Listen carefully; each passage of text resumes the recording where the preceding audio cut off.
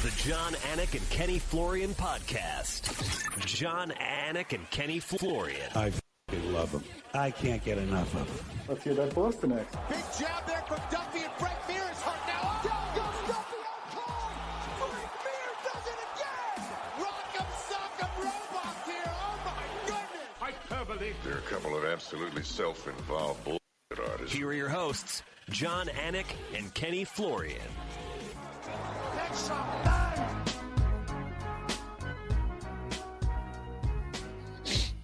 Boston Garden Rap is the official theme song of the Anik and Florian podcast. And at this moment, I wonder aloud if we under-celebrated the Boston Celtics NBA championship here on these airwaves. I guess that's neither here nor there. It is episode 498 of the Anik and Florian podcast. Good Monday to you. We're live today, Monday, July 8th, 11 a.m. Eastern Standard Time. The year is 2024. Ken Flo. Episode 498. You don't look like you're at home. Is that an elephant behind you, Kenny? What is that over your left shoulder? It is. That is. Yeah. That is an elephant and a baby elephant behind me. That's all I got for background. That's fine. I mean, a lot of people are audio only. You sound great. You brought the headset with you. I would imagine you're not gonna tell people where you are. Oh, I'm in South Carolina. I'm over by the beach. So right. Yeah, and enjoying some time with the family and chilling. All right. So what is that jersey you're wearing for those that are audio only? Yeah. So Hickory, North Carolina. I did a seminar over in Hickory, and they have like a semi-pro team or a pro team that's like lower level than the kind of the MLS, and they decided to gift me with a nice jersey. So I decided to rock it today. So thank you guys for giving this to me. All right. Good stuff. Looking good as usual. It's a free form Monday. A lot of things to get into when we don't have to recap a UFC fight night or pay-per-view. And I say have to, that's probably the wrong verb. Get to, right?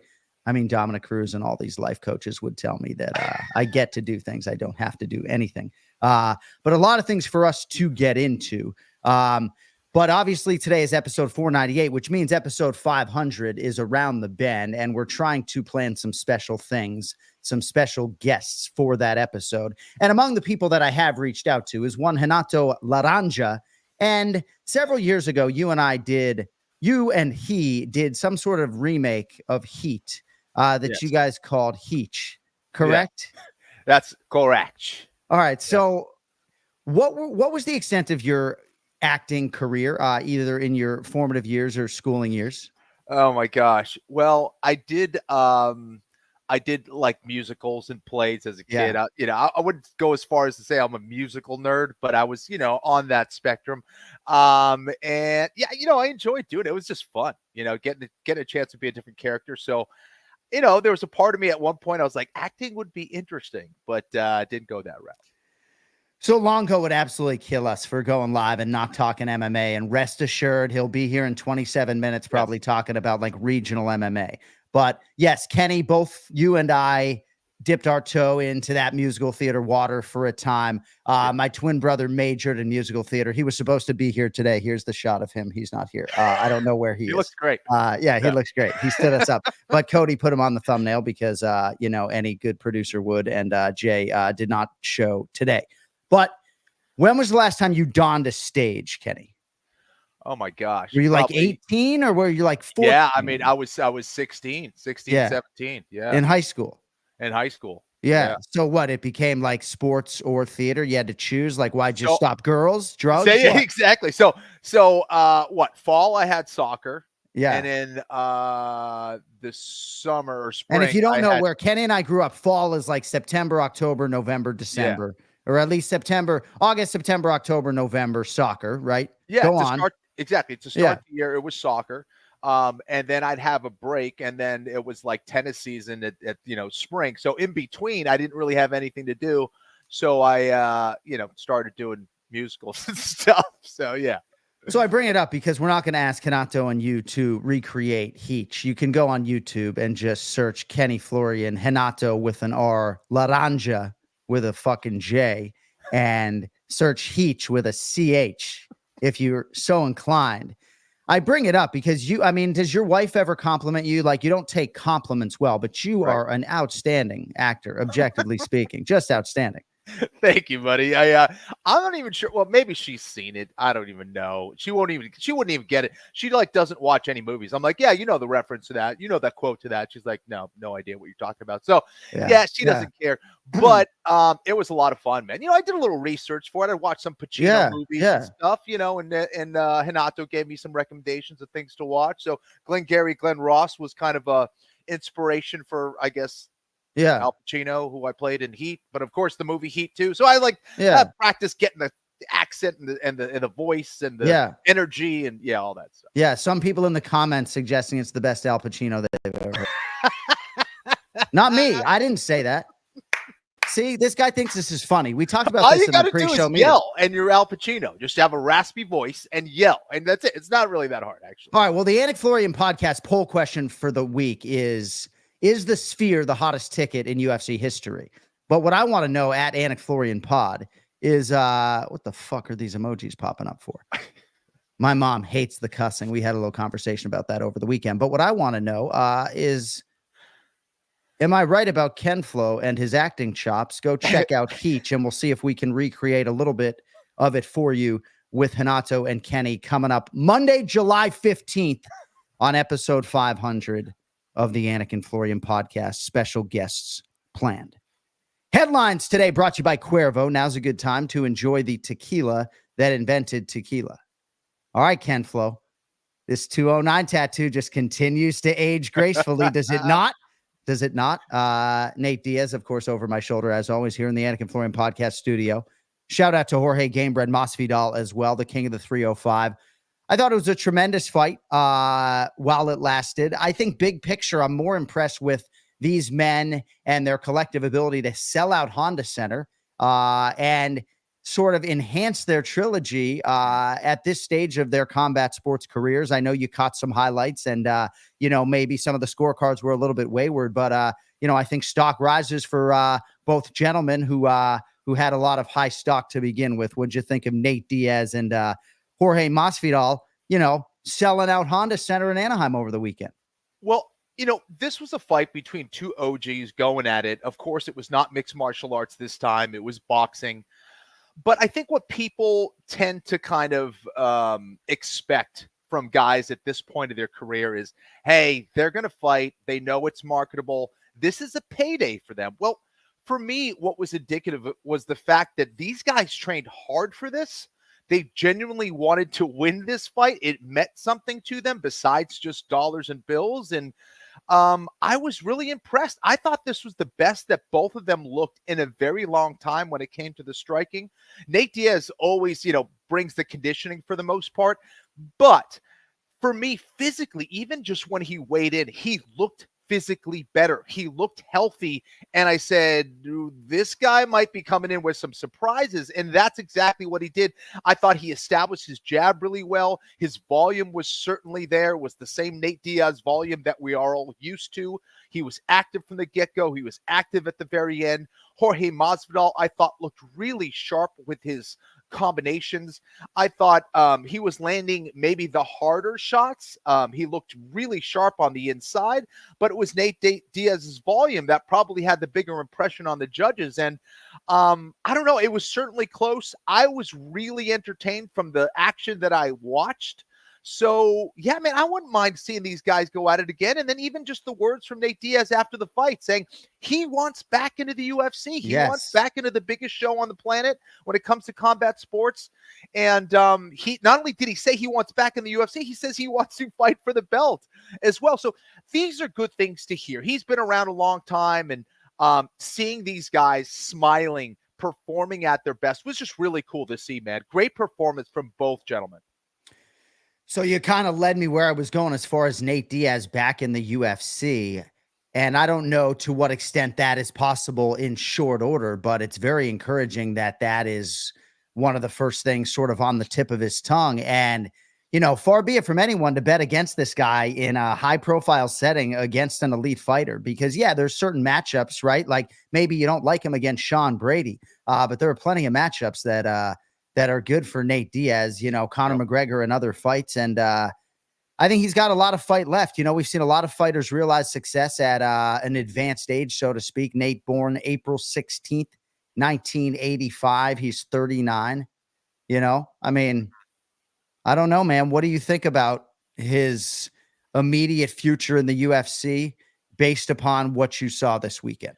Well, he's been fighting a very long time. I still think he's got some fight in him. I think he's very motivated to go in there and get some wins. I think he fought during a time period where he was probably dealing with a lot of injuries. Yeah, to me, at the latter part of his career in the UFC, you could see he wasn't moving the same. And not to say he had the best footwork in the world, but he just wasn't moving the same. And he didn't look physically in his prime. And I think that this was a great sign to see him come back, to see him look sharp again, to see him enjoy himself.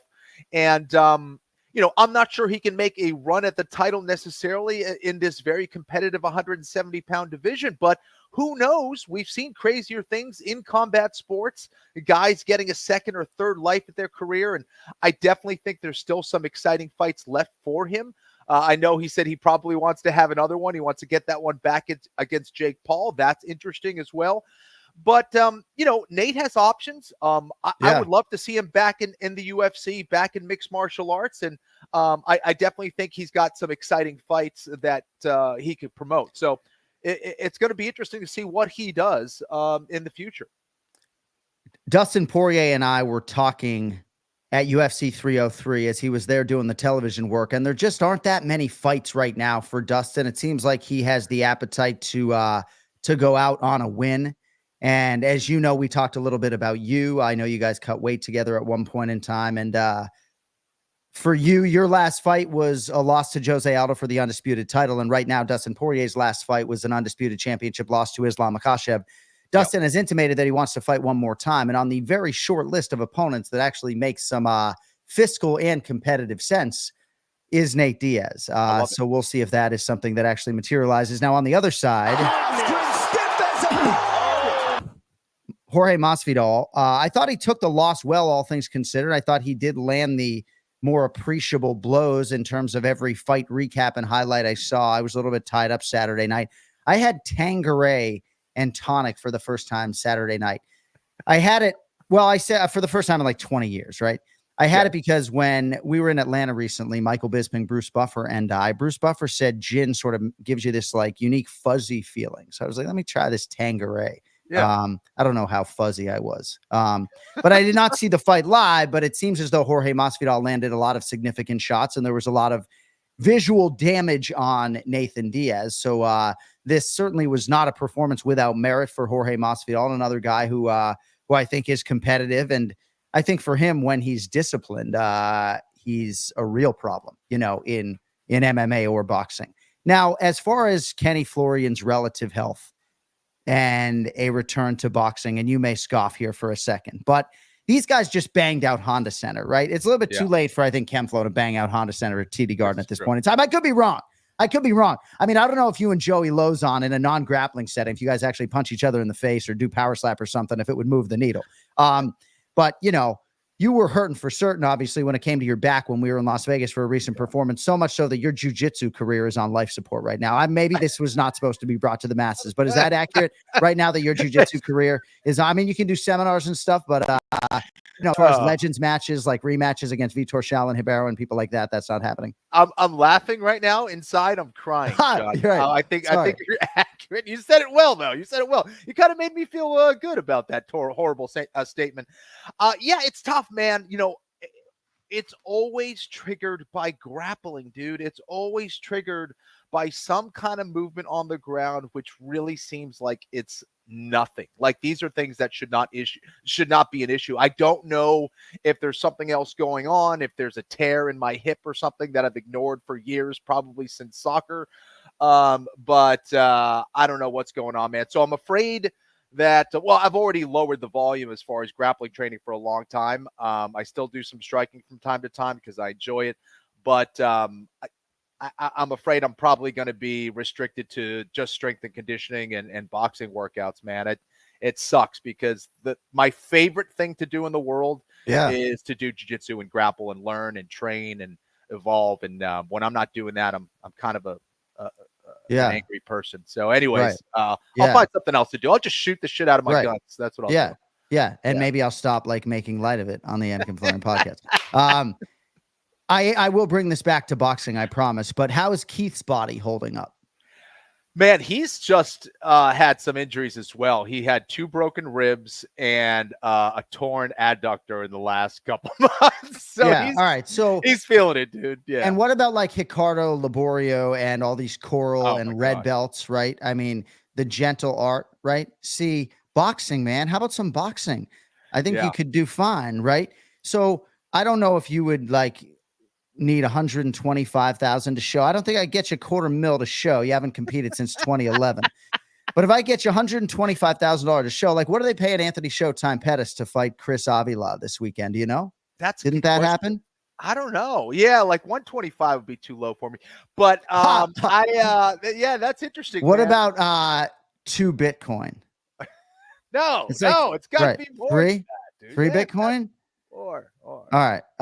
He needs more, guys.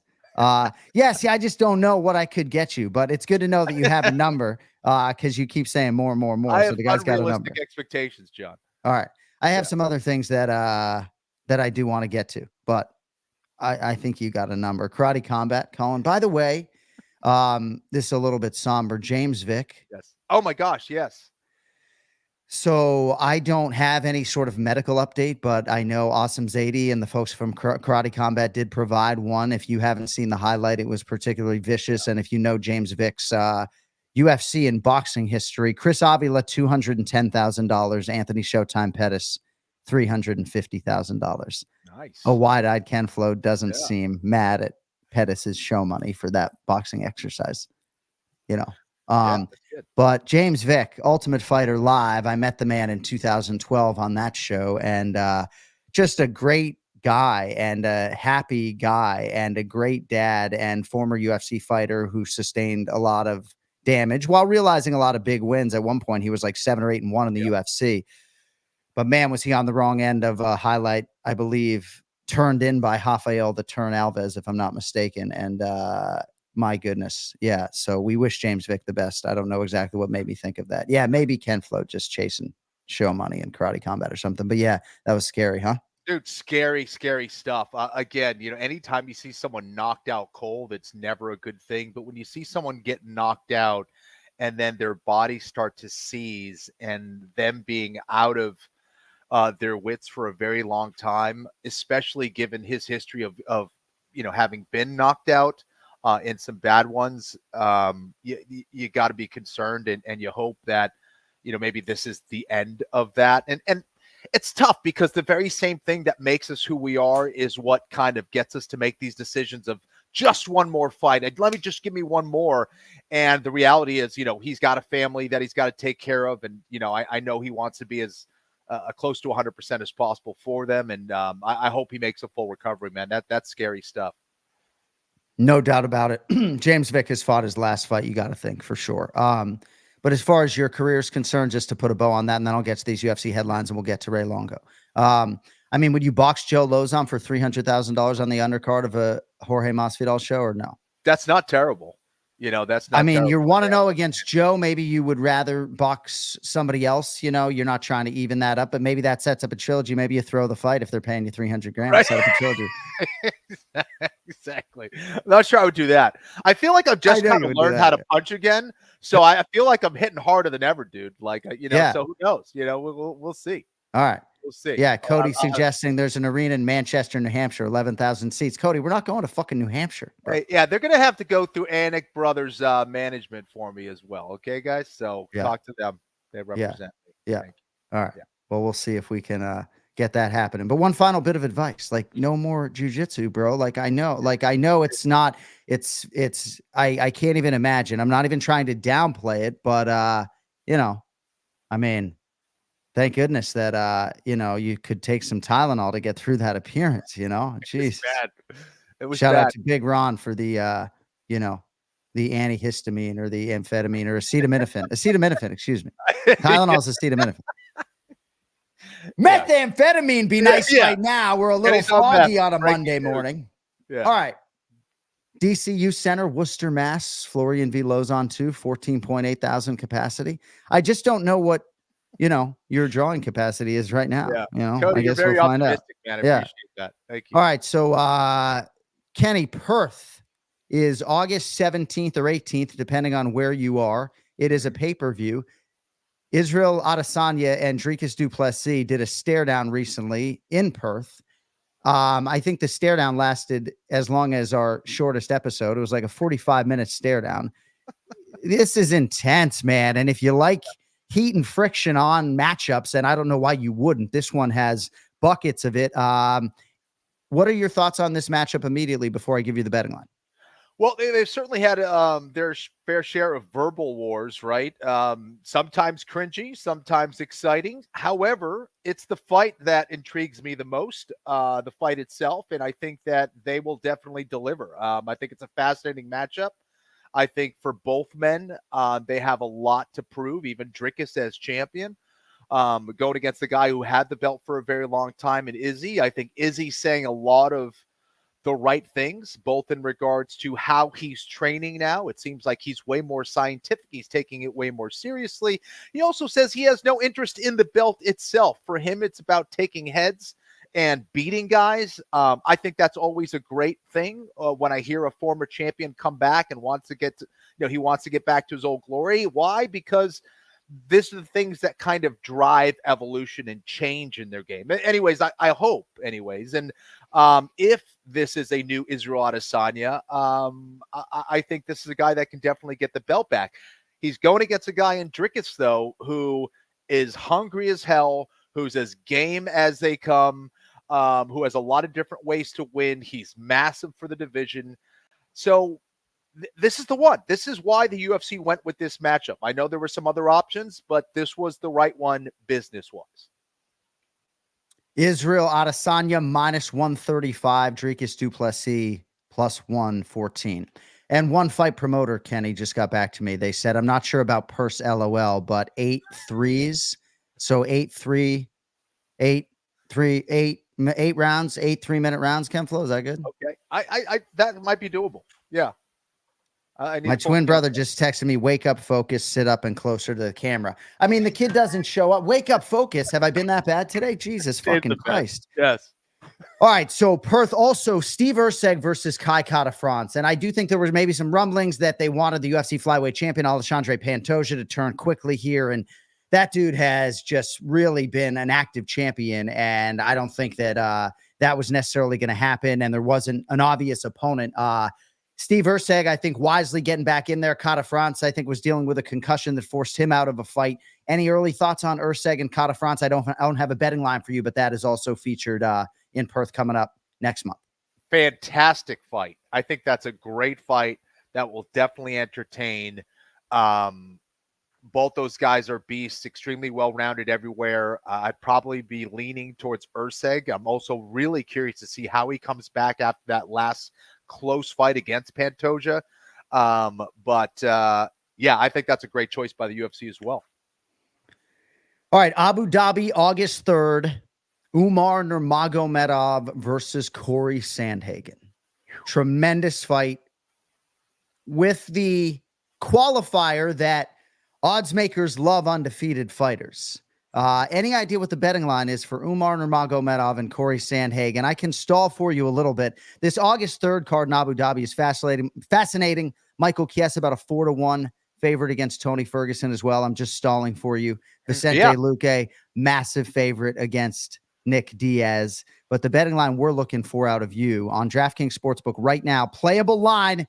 Big Ron Bets Vegas is out there watching live. What do you think the betting line is? I would say Nurmagomedov's probably minus 215 against Sandhagen, maybe 250. It's so interesting to me, right? And no betting line is ever quote unquote disrespectful, right? It's set to try to command two-way action, right? Mm-hmm. But I guess for me, I'm a fan more than I am, some sort of expert, right? I really, truly am. So when I see +2, and you're almost right, Ken Flo, because you are the expert and you're sharp.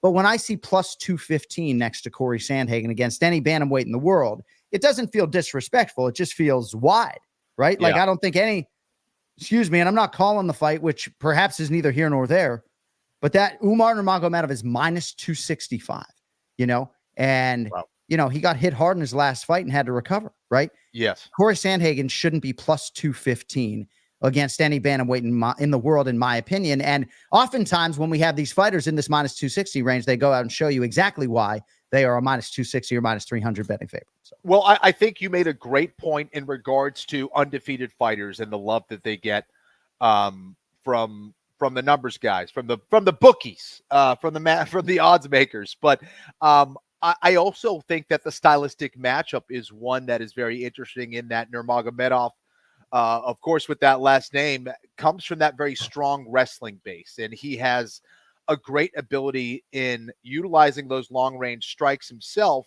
and then getting in on a takedown and controlling extremely well. And that is a style, especially because of the Aljamain Sterling fight, that could potentially pose a lot of problems for Sandhagen. So, yeah, I agree, though. I think the odds should be a little bit closer based on what Sandhagen has done, based on who he has beaten, and even in the close losses that he's had. So that's one that I'm really looking forward to. Huge fan of Sandhagen. Love his approach to the game. And Nurmagomedov certainly has proven that he's worthy of a lot of that hype. And this is the one for me to find out whether Nurmagomedov is the truth or not. He gets by Sandhagen, watch out, at 135. I feel like I would get so exposed if you asked me certain betting lines, like I just did you on certain fights, right? Because, I thought Umar would be favored, but slightly. I mean, I didn't think minus 265 at all. We'll see. We'll see where it closes. All right, another fight announced since we were last on the air. Main event for Paris: Renato Moicano, Benoit Saint-Denis, September 28th. I don't have any betting odds for you, Ken Flo, but any early thoughts on Renato Moicano, Benoit Saint-Denis, lightweight main event? How good is that? Crazy fight, man. These guys are both goers. I would be very surprised if it went the distance. If it does go the distance, I think it's going to be an absolute classic, just based on the way that both these guys fight. I think it's really going to be a battle for ground control. No question about that. Typically, that leans the way of the guy with the better takedowns. I'm not exactly sure who that is. I think that Moicano is certainly more technical on the ground, cleaner with his technique overall. But Benoit is just massive for the division. I think that he's just a bigger dude, so anything he lands hurts. Really, really interesting fight. That's great matchmaking right there. All right, next fight I just wanted to get your thoughts on quickly, if I could. Main event September 7th. We do have betting odds for you, and this one's sort of fastly approaching, right? Less than 2 months out now. Gilbert Burns and Sean Brady in the welterweight division. I believe this is the UFC Apex coming up on September 7th. Wow. Man, another matchup with guys, between two guys that have very similar styles, both short, stocky for the division, very powerful, great takedowns, decent striking on the feet, and obviously great top control in particular. I think that this is another one that may come down to the guy with the better takedown game. I think their, striking will kind of cancel each other out. The guy who comes in with the better conditioning and the better wrestling is probably going to win this fight. This is another really, really good one between two high-level Brazilian Jiu-Jitsu black belts. That's a fun fight. And an important one, especially for Gilbert Burns. I feel like if he loses that one, that's one that could really start to kind of push him back a little bit. Probably the case for Sean Brady, just based on the division that they're in. However, because Sean Brady's a little bit newer to the division, he could afford a loss here and there. Gilbert, maybe not as much. Not to say he's going to be in the UFC for a while, but as far as his standings and his ability and his want to try to get back to the top and fight for the belt again. What do you think the betting odds are on that main event, Sean Brady, Gilbert Burns, September 7th? I would say, if I'm looking at that, I have to say that's got to be close. I would give a slight edge to Brady, probably. I think that's probably how the odds makers see it. They've got to be close, though. Maybe minus 115 to plus 115, something like that. Yeah. maybe with all these new hours you're acquiring that you're not going to be training jujitsu. You could be an odds maker or an actor. Which would you rather be? Yeah. Sean Brady minus 155, Gilbert Burns plus 130. Very close. Okay. All right. Yeah. Relatively close. Right there. I mean, high profile bettors, you got to be careful when you say close, relatively close. All right. Yeah. Two other items before we get to long. Oh, we got Ray. All right. So, you can pop Ray on anytime. Hello. Hey. Wait. Hey, buddy. Hey, guys. How you doing? 4th of July. Yes. So when I'm looking at the camera, right now I'm looking at the camera, right? Right now I'm looking at you guys. When I look a little bit off, I'm looking right at you guys. You see what I'm saying? Yeah. So I want to be looking right at Ray. I got to be centered. But I'm obviously trying to appease the audience and looking at the camera, so we'll try to cheat that camera. Yeah, a little bit, Ray. You look at the camera every now and again. I love looking at you guys. Yeah. This is going to be a you problem. look perfect. This is going to be a problem. Ray Longo Minute every week here on the Anik and Florian podcast. This is episode 498. And coming up Wednesday is episode 499. I think we might talk to Michael Bisping. I'm not sure exactly what we have planned. But next Monday, July 15th, is episode 500. What are we doing for the big 500? Well, as much time as you want to be here for, we've budgeted, several hours. I think I asked Kenny for 4 or 5 hours, and we're going to try to get some special guests. And obviously, as much of that as you would like to be a part of is fine. I know you have some, physical challenges in your life, that you got some clients you got to attend to. But next Monday, all hands on deck, Raymond. Yeah, I was talking more financially. What do we have planned? But I'll take the if that's where we're going, I'll take the guest too. Wait, let me look in the camera. Is that better? So yeah, I mean, some people. No, you can look down. You're fine. Now you're looking up. Yeah, just look right there where you were. Level, perfect. Nope. Yep, great. Yeah, I mean, the checks are a little bit late this quarter. We're chasing down the cash, Raymond. I don't know what to tell you. You're not the only person on the staff who has asked to be paid in advance. Okay. Episode 500. I'm psyched. Let's go. A couple things that I wanted to get to here with Kenny that I might as well bring up with you. One of these things is Bobby Green. We knew that the paperwork was in the process, but now it's official. He's no longer Robert or Bobby. He's King Green. So I don't know exactly how we're going to handle that, but he's King Green, Ray, went through the paperwork and everything. Listen, if that's his name, that's his name. That doesn't even, like with the names today, John, that doesn't even sound crazy to me. King Green. Yeah. I mean, they just, that's good. Yeah. I wonder what's the craziest name you've heard? Well, naming a human being in the 2020s is hard, as Ken and I can attest. Yeah. I mean, I would have just gone with one name, just King, and put it up there with Bono, Sting, just one name. That's it. King. You call me King. I don't have a last name. Maybe he did. I don't have that on good record. Yeah. All right. We can move on from that. Obviously, nobody has anything for us on King Green. The Sphere Show, September 14th. Now, I think there's a great chance that Ray Longo ends up being in a corner for the main event. And wouldn't that be something, right? But is this the hottest ticket in UFC history? I mean, a Conor McGregor pay-per-view, it is not, unless somehow he gets added to the show. I don't think he is going to be on this show. They don't need Conor on this show. Is this the hottest ticket in UFC history, Ray? I mean, I think because of the way they presented it and how much money he already dumped into it, it seems like he's guaranteed the one and done phenomenal show. I think it's going to be the hottest ticket around. And they got the time still to even keep building it up. So I think tickets for that will be very hard to come by. Kenny, for a time, everybody was asking me in public about Jake Paul and Mike Tyson. And now, everywhere I go, every driver, every fan, everybody wants to talk about the Sphere. Yeah. September 14th, Mexican Independence Day weekend. Riyadh Season is the presenting sponsor. 4 times the budget of a UFC pay-per-view. Yeah. Big Ron's the leader in the clubhouse for one of my 2 tickets, but right now mine are available, and I feel like they might know. I mean, the UFC might tell me that they're pulling them back, I mean, who knows, right? This is the hottest ticket in UFC history in my mind. I don't know. Am I crazy?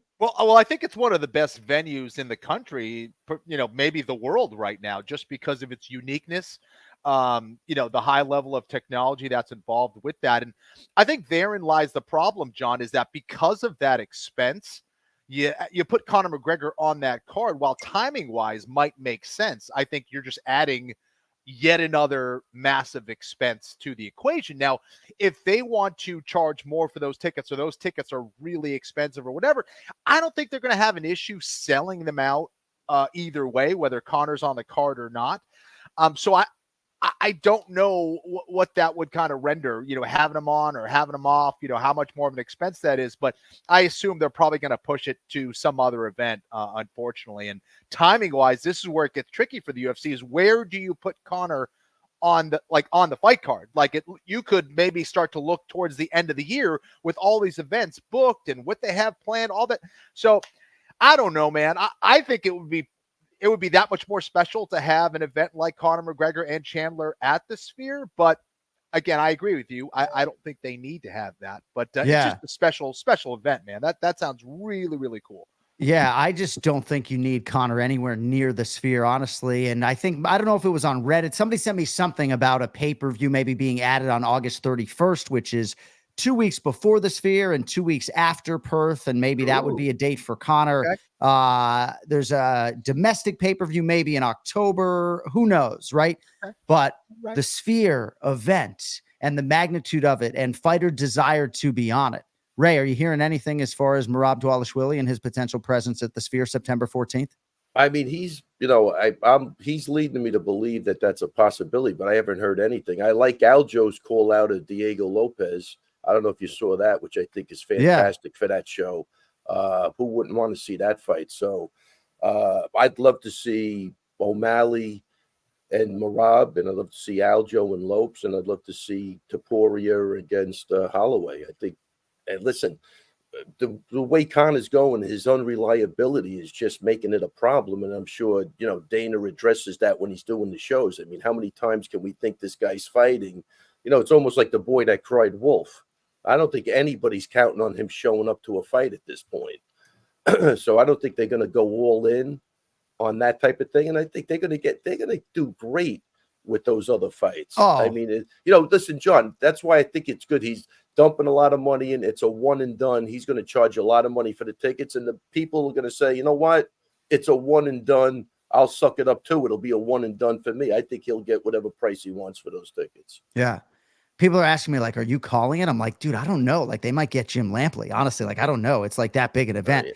But yeah, Khamzat Chimaev too. It's really difficult to headline with him, at this point in time, to give Khamzat a main event and to give him a championship opportunity, and then to have him be the undisputed champion in charge of a division, because they don't like stripping guys, right? And if Conor McGregor beats Michael Chandler at whatever weight on whatever date, it opens up undisputed championship opportunities for him in two divisions, So yes, therein lies a lot of the problem for sure, but very excited about the Sphere and the potential to have Ray Longo in the corner there.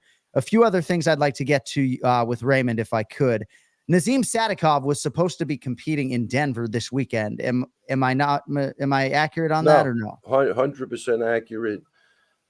He went through 3 opponents. Yeah. I think first it was Rufy, then it was the kid from Scotland, and then Medeiros out of Colorado. And then they offered him Drew Dober, and I think Nas, he might have wanted a little more money for that fight because, Dober is obviously the toughest competition out of all of them. So I think that probably went south. I think he's coming back to New York. He should be back already. So I'll find out more when I see him. But I think that's what happened. He was supposed to fight 3 different people, and then I guess Dober's opponent fell out. They tried to match that, and I think they had some contract problems. That's my understanding. All right. Cody with all the backup in the private chat, by the way. Shout out to Code Blue, Chris Duncan, Markel Medeiros. The Chris that Duncan, Raymond was potentially talking about. How was your holiday weekend, Ray, by the way? Very good. Yeah? Very good. Okay. How about you guys? Oh, fine. Kenny? Fine, great. Right? I mean, I don't celebrated on July 4th, celebrated on July 6th. It was nice. Good. Yeah. Yeah. I had a big party at Mikey Ice's house. Shout out to Mikey. He's like the John Gotti of Lindenhurst. That firework display was on for an hour. Wow. Better than any. Yeah. You know, he puts a lot of money into it. He does a great job. Maybe 500 people. He's got a huge backyard, and the streets. It's a crazy event. If you guys are ever in New York on the 4th of July, I guarantee you that won't disappoint. We'll go over there. Cool. I'll stay back and take care of the dogs and babies that you guys are violating with all your fucking fireworks. Okay. Violating? How dare you? Yeah. Wrong verb. All right. Few other things here. So we were going to reconvene in the middle of last week because I think you had some other things that you wanted to discuss when it came to Alex Pereira or Diego Lopez or anything relating to UFC 303. And when Stipe Miocic knocked out Fabricio Verdum in like 2016, if memory serves, the UFC was dark for a week thereafter. And then it was maybe Cody Garbrandt and Thomas Almeida. But to have a dark week for Alex Pereira and Diego Lopez, right, and not have another UFC fight night to recap, not only does it allow a little show like this time to marinate in those wins, but it just gives it a little bit more shelf life. You know, oftentimes we talk about this MMA news cycle, something happens and, you know, you just immediately turn the page. So I don't know if you had anything else on Pereira and Diego Lopez before I get into some other items, but I know you wanted a full show last week and I didn't give you that opportunity. No, but I mean, look, just right now in terms of what we're talking about, these are two reliable guys. They've proven how reliable they are. And I think the UFC is going to stick with guys like that because I don't think it's worth the aggravation of, you know, making fights, everybody's canceling, and it just causes, as a promoter, I think it's, you know, I think Dana will tell you it's just the worst nightmare there is. So, those guys, besides how good they are, their reliability factor under extreme circumstances is just phenomenal to me. How they can just step up and block everything out and go do their work really is a great sign. And definitely the mentality of a champion for sure. Kenny, not all champions and Olympic gold medalist types are wired the way Alex Pereira is, or even Yuri Prochazka is, stepping into these championship situations on relatively short notice. Henry Cejudo is close with Yuri Prochazka, suggested that he would not have taken a title fight without a training camp, you know. But it always seems like there's a guy, right? Israel Adesanya and Alexander Volkanovski carried the torch for a long time and we're fighting maybe 5 times in 12 to 16 months. And now it's Alex Pereira. And not only do you need high profile fighters who can make the weight on short notice, but gosh, when you have a champion who's able to do it and win, what a luxury. And you have the star building component of it for Alex Pereira and also the saving the day component of it for the promoter. And, you know, the guy's on top of the world.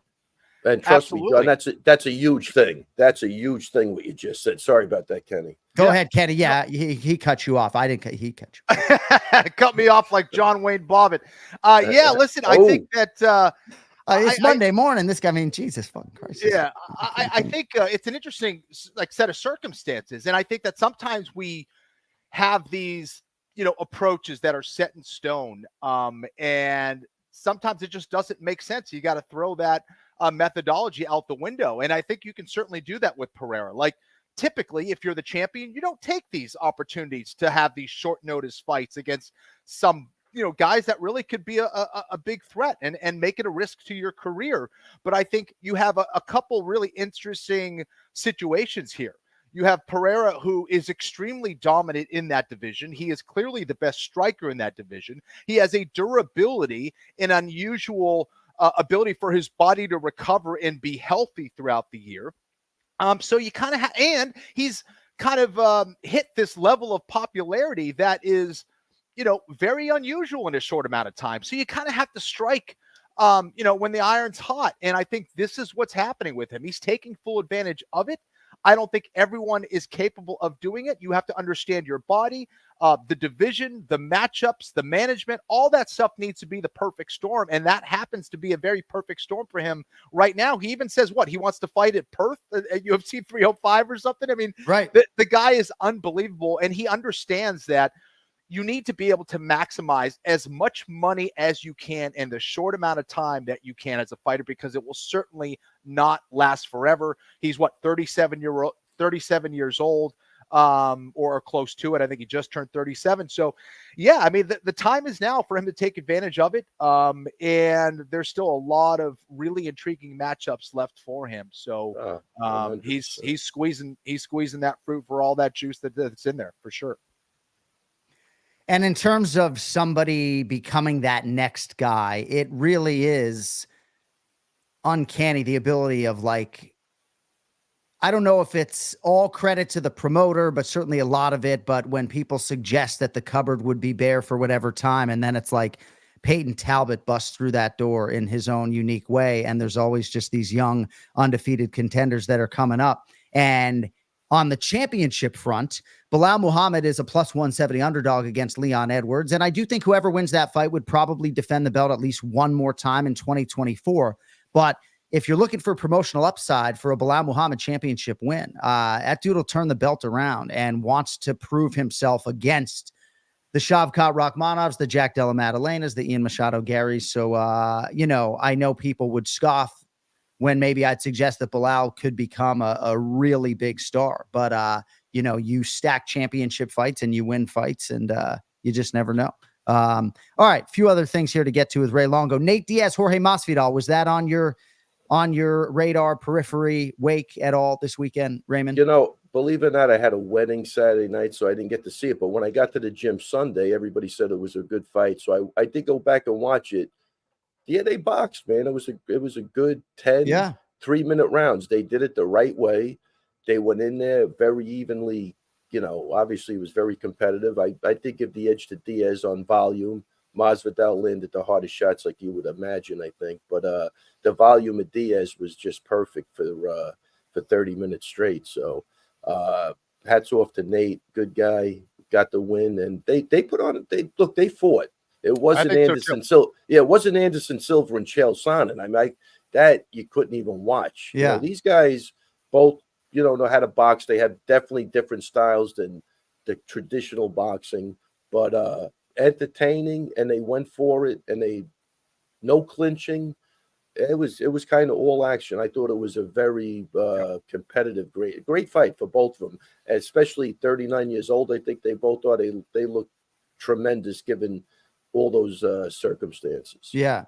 No, and they both deserve to be celebrated. And, we got Nate immortalized in my studio. I have a personal relationship with Jorge Gamebred Masvidal, yet I didn't build my Saturday night around this. And I don't know if that's because maybe it lacks, championship stakes, or we were talking off the top of the show, Ray, like these guys sold out the Honda Center. Like that's really difficult to do.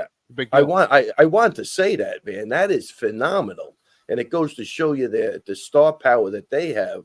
But I think why people were reluctant to tune in is because I think they're kind of tired with all these fucking boxing matches that are just made up 6 rounds, exhibition. Yeah. Nobody goes for the knockout. So who the hell knows what was talked about behind closed doors? That's why, to me, it was refreshing because they fought for 10 rounds. Yep. And you're not going to see that a lot. It's like even Jake Paul, he fights somebody 60 pounds heavier than he's fighting guys that fought at 145 and he's thinking he's doing something at 205. I mean, this was a competitive 175. I think they both weighed in at. They both fought at 55. They both fought at 70. I thought that's why they sold that place out. But I think the reluctance was because of all the gimmicky shit we've had to deal with in the last couple of years due to Jake Paul. And it's not even saying he's a bad guy or a bad fighter. I think he does know how to box, but where I give him the genius is how to pick his fighters. I mean, Ben Askren as his first fight, well, that was a stretch. You know what I mean? So my gosh. I go to boxing gyms. Greatest betting opportunities of all time. Yeah, without a doubt. I go to boxing gyms. Some of these amateur fighters are really good. Amateurs, because they're in the gym every day. So that's where I think Jake's genius is, how he picked those fighters that he weighed more than, he's just a naturally bigger guy, knew they didn't have, he knew Ben Askren probably, he couldn't break an egg. What's the danger in that fight? And he knows that people will do a lot of crazy shit for money, Yeah. Askren stiff as a board. Second time today. Poor Benny. But Jake Paul, 2-1 favorite against Ben Askren, one of the greatest betting opportunities of all time. Go ahead, Ray. Sorry. And I'm not pissing on Ben Askren because I tell you, if you want to listen to mindset and wrestling, that guy's the man. I think he speaks beautifully. He gets it, and that's a guy I think you want coaching you in wrestling. I think he's got he's the total package for sure. So, in terms of like me or Ken Flo doing some sort of boxing, Ray. Yeah. So, like if I were to put together, and it's like part of me is like, hey, if we're doing all this gimmick shit, why don't get fucking Ken Flo $300K this show, right? Why not? All right, you just said why not? See, Ken Flo, right? Why are you looking down, Kenny? I mean, I'm sure some psychotherapist would say that's bad body language or something. So, like UFC legends, right? So my main event is a rematch, but in a boxing setting. Matt the Immortal Brown against Eric Silva, a main event from the UFC in 2014 in Cincinnati, and they would be my main event in boxing. It would be 10 rounds, 3 minutes, or we could go 8. And then Kenny Florian and Joe Lozon in a rematch in the co-main event. And Kenny's asking for $300,000 a show, Ray. I give it to him all day long. I think Thank you, Ray. I think he's how about this? I think he's undercutting himself. How's that? There you go. See? See? Hey, I don't know. I haven't like pulled steal, John. That's a steal. Ready for that is a steal. I haven't polled the masses yet as to their appetite to see Ken Flo. But if I were in Kenny's situation, and I hadn't been hospitalized with concussions per se or brain trauma, I'd be like, I'll fucking go box Joe Lozon, Well, we're talking about Kenny. We shifted over to you now. I only had I'm talking about Kenny, not me. Oh, all right. Yeah. I'm talking about Kenny, Ray. Yeah, go ahead. Yeah. No, you go ahead. No, I love it. I love every aspect of it. Kenny's footwork is beautiful. He's got great boxing footwork. I can bring a cane into the ring, right? You're good to go. I don't believe that. He's going to stop jujitsu. We were mourning his jujitsu. Oh, they have to, Ray. They have to. It's your back? Yeah, not good. Every time I go back to it, it drags me back. Well, let me ask you something. Can you get like a guy that's 120 pounds just to roll and get your reps? No, I'm serious. Like, or a girl, like something that you could still work where you're not in a lot of danger of getting your neck compressed or your spine Ray, compressed. I'm a jackass. I say yes to every dummy who comes in you can't do that at this age. It's Kenny. Let me roll. And I'm like, yeah, sure, buddy. Nah. And, I'm a dummy. So I have a real problem saying no in the first place. And also, I want to be able to train normally. I don't want to pick and choose guys. I want to go in there, train, call it a day, feel good. And I'm just not able to do that with grappling. So anyway, this isn't about me. Let's move on. I know we're going to move on, but once he stops jiu-jitsu, his striking will be even better. Ray, what do you think I offered him? He asked for $300,000. I can't pay him $300,000, nor can any promoter out there. He turned down what I offered him. I could actually go to a promoter with this number, Ray, and we'll move on soon, Kenny. Just hear me out. I have 2 more items. Unless, Kenny, you have stuff for Ray, by all means. Wait, John, they put him on the undercard of Nate Diaz, Jorge Masvidal, too. You got 18,000 people plus pay-per-view. They're affording $300,000 for Kenny. No, and I didn't realize Chris Avila made $210,000 and Masvidal, Anthony Pettis made $350,000. Oh no! Hey, but that's the thing, I mean, so I offered Kenny $125,000. But that's not enough. Obviously, he's 48. Get out of here. 300. I'll be in his corner. Kenny versus Anthony Pettis. Let's go. Wait a second. How many corner is Ray in your corner? Peter Welch is in your corner. Ray's in your corner. No, Welch is first off, Welch is the man. I give it up to Welch. Love the guy, and he's responsible for Kenny's progress with the footwork and everything. 100% Peter Welch. 100%. Love him, and he was with you at the beginning, and that's the way it should be. But I go Kenny Florian against Pettis. Let's do it. Ooh. Now we're talking. If he wants to fight Pettis. Yes. All right. We'll talk off air about that. This is a more serious conversation. We'll take that part of it off the air. All right. So, Ray, in terms of Pumi Nakuda, I assume you've heard nothing on the UFC front, correct? Nothing. No, I've heard nothing. So I had one-on-one time with Mick Maynard in both Saudi Arabia and Vegas, and I chickened out effectively. I didn't know where that. Yeah, I didn't know where that was going. That's awesome. Wait, first off, again, Mick did DM me on Instagram. Obviously, I'm not really that astute with everything, and I got there. His picture was deleted, but I want to thank Mick for wearing the shirt. It's an honor and all that stuff. And if you could send me another picture and tag me in it, that would be great.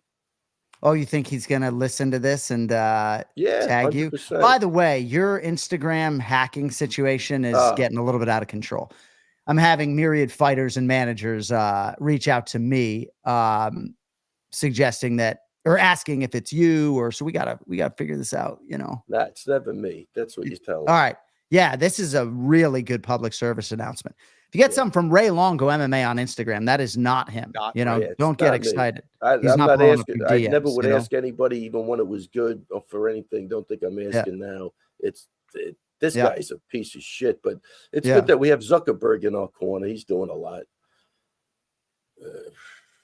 So which handle is it? At Ray Longo MMA is real, is Cody's now telling me? I mean, that's the one. All right. So that's the one that's not been hacked. Is that what you're telling me? Yeah. All right. I mean, how is Ray going to send all these DMs when he's outside working on that luscious tan, right? Exactly. That brings me to my next topic, Ray. Oh, yeah. All right. So suntanning? We're having a suntanning contest? No, not necessarily, but indirectly. So I'm in. By the way, this weekend, UFC Fight Night, Namajunas versus Cortez. Full preview coming up here in 5 minutes. So there was an article on Knee Bar News entitled 7 Things We Love About Jon Anik and 3 Petty Gripes. I figured I would share these 3 petty gripes with you folks because it relates to the Anik and Florian podcast, okay? Yeah. So 3 things that bug us. His pronunciation of the week feature. The Anik and Florian podcast is a must listen, but we can't skip through its pronunciation of the week feature fast enough. We implore you, John, ditch it. We'll get to that with Petrie, I guess, in a little bit. Number 2, his Ray Longo fetish. I think I retweeted this. This is awesome. Many podcasts feature regular contributors, and Longo is a good choice. A top MMA coach with an endearing Long Island accent, the 66-year-old is a stand-up guy who wants the best for his fighters, but it seems like most Anik and Florian podcast episodes begin with several minutes of flattery about Longo's jet black mop, blue eyes, or deep tan. You're not imagining it. Anik's incessant praise comes off as uncomfortably fanboyish. So, do you have any comment, Ray? No? I just want to thank you for your service to me. Thank you. Anik's incessant praise comes off as uncomfortably fanboyish. Do you feel like that? We're friends. And then finally, his frequent use of the word seminal, whether it's a seminal moment in a fight or a seminal moment in an athlete's career. Seminal is one of Anik's go-to words. He's not using it incorrectly, but does John know the word's etymology? Seminal originates from semen. So when describing 2 sweaty men grappling, or even more so, 2 women engaging in combat, we urge Anik to explore synonyms. Wow. Yeah. So you're saying there is no exchange of semen fluid? Is that what you're saying? Because I'm confused right now. I don't know if that's the root of that. I don't know. Yeah, I'll have to look that up. I don't think it is, but yeah, I guess it is a bit of a verbal crutch. I think when you talk professionally for as long as I have, you come up on some verbal crutches. I've suggested that sometimes fuck is a verbal crutch for me on this podcast, but my daughter Riley read that article and was crying with laughter. And she was just telling me, she was just telling me that I got completely dunked on and roasted and slow cooked and beer battered and deep fried by Knee Bar. There was 7 good things. What are you talking about? I mean, everybody's not perfect. Yeah, that's the problem. A lot of podcast stuff. So curious. Let's bring Brian Petrie into the conversation before we let Raymond go, if we could. Yeah. Because Bri, I don't know if you Where is that guy? There he is, right? There he is. Pull your elbows down. They're too flared out. You got to cut down. There you go. Protect the body. Yeah. That's it. 100%. Come on, Petrie. What's up, boys? How we Hey, feeling? Ray, was that Tyson Chartier who made his way to Garden City, New York? Is that right? Oh yeah. Look, that's one of the things I was going to talk about. Well, even. I mean, heaven forbid anybody else show up with some fucking notes, right? I mean, you can write it down, Ray. You can write it down. Well, I had it written down for last week, but Yeah. wait a minute. What a nice bunch of guys. Everybody had a great time. Nothing but respect to those guys. I think it served everybody well. And that was it. Yeah, I think they stayed for 2 days. Luckily, Aljo is down here for the month of July, which is fantastic for the gym and for myself. And he put him through a good class, and they just had a great time. Really good bunch of guys.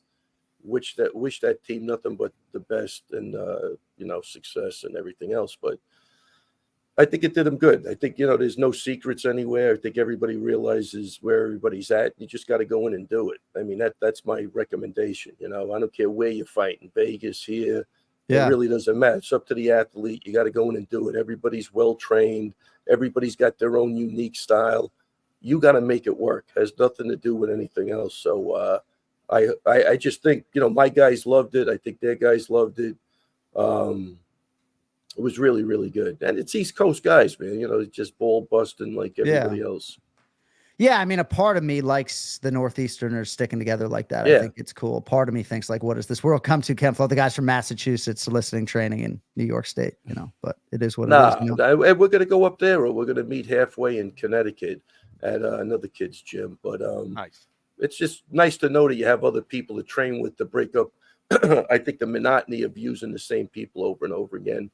And not running off to Vegas and thinking that that's the land of gold and opportunity. Right. It's interesting, and I didn't intend to have this conversation. And Brian Petrie, It's fucking great to see your shining face on a Monday, but land of golden opportunity when it comes to Las Vegas. Obviously, there are a lot of elite coaches, a ton of bodies in all of the important weight classes. But for me, if I was a UFC fighter, the UFC PI would just be staring at me. If I'm in any other state, right? With all of those facilities, right, to not be taking advantage of those, knowing how short a UFC prime is. I think that's part of it, Ray. I think that's like the biggest part of it. No? This land of golden opportunity, it's that resource, that facility. I don't know. Am I putting too much into it? Maybe I am. I mean, look, I'm always going to take the other side. I got a wall of champions and fighters without the UFC PI, so I couldn't. Me personally, I couldn't give a fuck about it. I get that you like your food for free and you could get work on. But you could do that here too. It's they know what they're doing. It's the whole ambiance of it. I'm just saying, if it was that easy, everybody out there. No, would you're be a right. champion. You're right. You know what You're I mean? right. So not everybody's winning out there. People lose. I mean, it's anybody who's in the know, like a coach, knows that that's what the deal is. So, no, but I get it. You can't stop it. There's no state income tax. I get why people do that. Housing is cheap. The cost of living is way cheaper than on the East Coast. Can't argue that. But as far as thinking that you're going to get something that you couldn't get here, I think that's me personally. I think I proved it. So I couldn't. I mean, you'd have to tell me why I'm wrong on that. No, hey, I mean, and you've done it across several different eras. I guess if I'm making 14 and 14 and I'm considering Vegas or Miami or Denver, I think there's a pretty big tug to Las Vegas, especially if I have no U.S. ties, But Felipe Jungle Boy Lima, who just had a fantastic UFC debut and probably should have been in the UFC 3 years ago, tried to get a U.S. visa, couldn't, ends up with the great Andreas Michael at All Stars in Sweden. And look at him now, Yeah. Brian Petrie, moving to Sweden next week. No, no, won't be for me, bud. I'm American. So, These toes don't run, Johnny. Oh, this guy. Hey, Ray, before we let you go, I just wanted you to stick around for this. So, Bri, Knee Bar News, not the only people out there who don't like the pronunciation of the week. Jason Anik, not necessarily a fan. Ray, who's calling? Steve. The manager? Oh, yeah. I mean, he listens to every show, and he decided to interrupt this one. I guess that one's on you, though. I think we're 4 minutes past the half All hour. right. Bye. Thank you, Ray. Oh, wow. I tell you. I can tell. Buddy boy, I thought you had a fetish. I do. I do have a little fetish. Hey, you're my number one choice, Ray. Hold on a second. Before I go to, I wanted to, if you guys get a chance, watch Jonathan DeBella's fight in one, if you get a chance. The kid had maybe like 15 fights. I think he fought for us locally on the regional circuit. Went up against a Thai champ, an three-time Thai champ, 400 fights, 380 fights, whatever it was. I thought he won the first 3 rounds. He did lose a decision, but for a kid with 10 or 15 fights, Kenny, to go in there with a murderer like that, I think it speaks volumes about how good this kid is. Definitely, you could see that he could have won that fight, but it's in Thailand. The fight was in Thailand, so I think that's going to be a hard. I think Decker lost fights that he won back in the day. But if you get a chance, shout out to Jonathan DeBell. He's a young kid. Well, he's probably not even that young anymore. But what a great fight. You got to look at it and just look at the experience and tell me what you think. Will do. Thank you, buddy. Have a great week. We appreciate the time. And you're smirking at me. I mean, yeah, I am going to talk shit when you leave. Is that why you're smirking?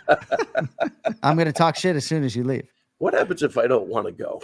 You don't have to go. You're the one who just said we're 4 minutes past the fucking half hour. No. And then it's 2 minutes. I just said that's why Steve called. He thinks I'm off the podcast. I don't ever call. Oh, okay. All right. I misunderstood. I thought you meant we're already at 34 minutes here and you get paid by the half hour or something. No, definitely not. Anyway, but based on that, the ball's back at my court. I'm out of here.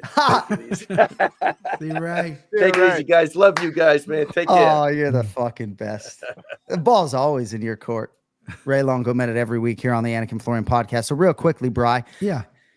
Yeah, I mean, some people don't like the pronunciation of the week. I'm always trying to bring, the best show to the listeners and the viewers. They asked for Laura Sanko and Dan Hardy. We booked them, right? We're trying to build out episode 500. I mean, do you like doing it, Bri? Like, this is no reflection on you. No, that Kneebar news people, they kept telling me to DM them. Hey, DM them. We got a question to ask you. DM me a question to ask you. No idea what it was about. I did not DM them. I read the article. I thought it was a little, I don't know if it was tongue in cheek or what it was, but no, the pronunciation week I think is important because you still have people telling the great John Anik, who does his research, who listens to the people say their name, go, John's saying it wrong. There's no way you're saying it wrong. So I think it is a good educational thing. And in a doof like me, I can't pronounce anything, right? I've said this before. My best friend is Steve Smith. That is an easy name for me to say. That's why he's my friend. Yeah. So, no, I don't mind doing it. I think it's good educational, and I've gotten better at it. So. All right. Well, we'll see if I get like 15 tweets that they want us to get rid of it, then we'll do exactly that. But I like putting you on the spot. And since chicks, we have 2 files to play for you today. Yeah. One is a prelim fighter in the flyweight division. She's dealt with a lot of different things. I think maybe flirted with homelessness at one point in time. Very exciting fighter, has trained under the great Roger Crawl here in South Florida. She fights Luana Santos in the flyweight division. And then the other woman is a Canadian right-hand woman of Mike Malott, who is not competing. She's also competing at flyweight in a featured prelim against Viviane Araujo. So you can give us either name you want first, Bri. I think both of these names have actually been featured before, but they aren't necessarily what they appear in writing. So we'll focus on the flyweights since you know chicks. Sure. So I definitely know chicks. I appreciate you saying that. Definitely know chicks. But so I'm going to go ahead and go Maria Agapova, and I know I butchered that one. Do you want to check that file before I go to the other one? I mean, I don't know. Like, I feel like if you had to like save a species life, you could get this one right, but I don't know. That wasn't it. Agapova's not right. That sounds so right to me. It looks like that, right? Cody, can you just trigger that for us, please? Maria Agapova. Maria Agapova. Agapova. We're emphasizing that second syllable. But see, even Cody, my man, writes the phonetics in the but no, those phonetics, you can't write phonetics all in the fucking same case, right? Like people think I'm crazy. We're all just trying to emphasize the same syllable. And Cody, when you go all lowercase, it defeats the purpose. So you got to go all caps on the syllable. He's like, I'm just typing, dog. See, everybody fucking hates me, And Longo too. Everybody, I was like, okay, that guy hates me. All right. Second name, first name Jasmine, featured prelim. Bri, what do you have for us? Yeah, so it's Jasmine Jasdavizius. Yeah, so you've watched enough film. We got that one on lockdown. Let's hear her say it just for confirmation. Jasmine Jasdavizius. Jasmine Jasdavizius. Yeah, and like her dad, Kenny, doesn't want to hear Jasudavicius, right? Sure. looks on paper. So nicely done, Brian Petrie. Thank you. At Brian Petrie MMA. All right, main event challenge time. We're going to break down UFC Fight Night, Namajunas versus Cortez, and then we will transition to place your bets and update our standings on the back end of UFC 303. Main event challenge today is brought to you by Kenny Florian. Ooh. Heaven forbid you go to kennyflorian.com and get that Heach video just stuffed in your face, huh? You ever seen Ken Flo's Al Pacino, Bri? Oh, yeah. Oh, yeah. At John_Anik, find me a better Al Pacino than Kenny. There's got to be one out there. His is so good. So good. You really missed your calling, Kenny. You know, you and Keith just too focused on just grappling and rolling around. You could have been a famous actor. You know, you wouldn't even have cared about Bitcoin. You know, you have these Oscars at home. Kid's fantastic. I'm telling you. Destroying my body was way more important. My wife was like effectively blown away when she walked in and saw me watching Heach this morning and saw how good Ken was. Fucking insane. All right, just one prelim selection for us today, largely, Bri, because I am personally curious about this fight. So thankful to you boys for putting in the work. Montel Jackson, -148. Damon Blackshear, +124. And if Robert Whitaker and several fighters are having to glove up a size with the new gloves, Montel Jackson has a bigger hand than Francis Ngannou. So maybe the 6X for Montel and the new gloves. My goodness. Blackshear had that stretch, Bri, where he fought twice in a week last August. Second fight, a decision loss to Mario Bautista. Went away for a while. He was in Thailand training. Short notice call comes in. He draws Montel Jackson. How do you feel about this one to kick off the picks for us, Brian Petrie? This is how we do it. I mean, I want to do that every single time. How do you not come out to Montel Jordan when you're Montel Jackson? I'm a big fan of Montel Jackson. My biggest gripe is he's been in the UFC since 2018. He's only had 9 fights. He one time a year and he goes away. He's very skilled. He's very talented. You know, he's starting to finish people now. He's putting his hands together. Those big brick hands, he's finally finding the chin because he's primarily a grappler. He likes to grapple. He likes the submission game. Damon Blackshear, 14-6 record, 6 losses, not been finished once, right? So this is going to be an interesting fight for me because Damon Blackshear is a good grappler. He wants to get on top. He wants to ride a little bit, but he has given up. He's fought guys like Danny Sabatello, who's a good grappler. He got out grappled in that spot. And I think Montel Jordan almost did it there. Montel Jackson is the better fighter. I think he's also the better grappler. And I think he's just more well-rounded. And I think he's going to get the job done here. And I love the low number on him. I think people are sleeping on him and forgetting about him. Hopefully he can really ramp it up 2024, 2025, because I think this dude's a contender. Kenny, Montel Jackson has won his last 4, 7 of his last 8, but he has competed just twice since 2021, had to withdraw from a fight against Chris Gutierrez last year. Then in June, had 2 opponents, Said Nurmagomedov and Farid Basharat, pull out. So the layoff for Jackson, 14-plus months.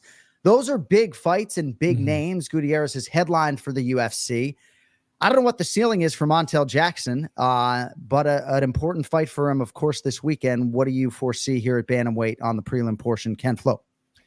Well, I'm really impressed with his counter-striking. I think that's when he's at his best. I do think that he can be taken down. He does struggle a little bit more on his back. He has a much better top game, in my opinion. But I think he's most impressive on the counter, which I think is the highest level of striking.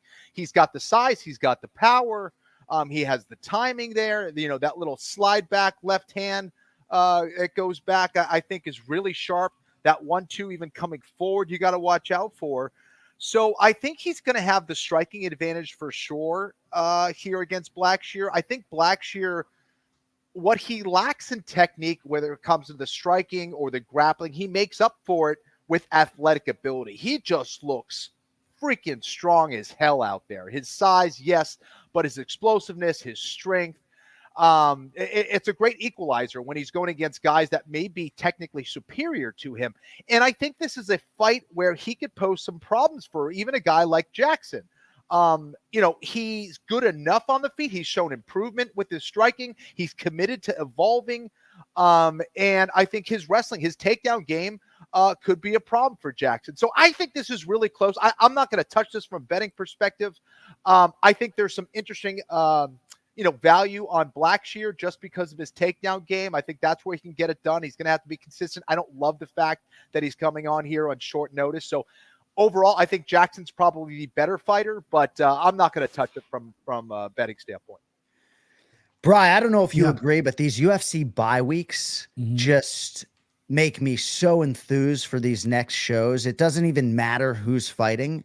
And we're not in a world where the UFC can scale back to 32 or 34 shows a year, but just imagine, right? If you had like more weeks off, right? Yeah. Just what fan appetite is like.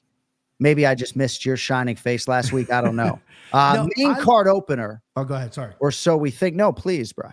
No, I was actually going to go to Denver this weekend. The rug got swept under me last week. I have a good buddy that lives in Denver. He was going to get a suite. It was all signed, sealed, and delivered, and then unfortunately it didn't happen. So that would been really fun. I've never been in Denver, but you're right.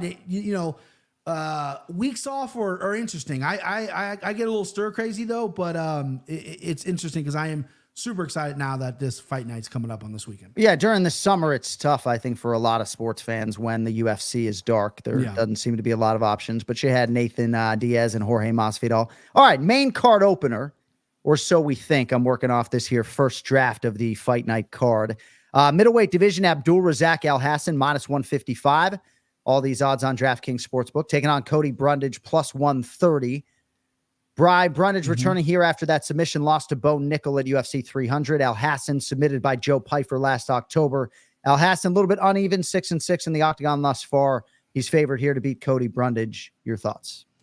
Man, I've bet Cody Brundage so many times as an underdog because I'm like, he's got that wrestling background. He's going to wrestle people, and then like I cashed big when he knocked out Trishan Gore. He had that little run where he's clipping people on the feet. He comes from a great camp, comes from a great coach.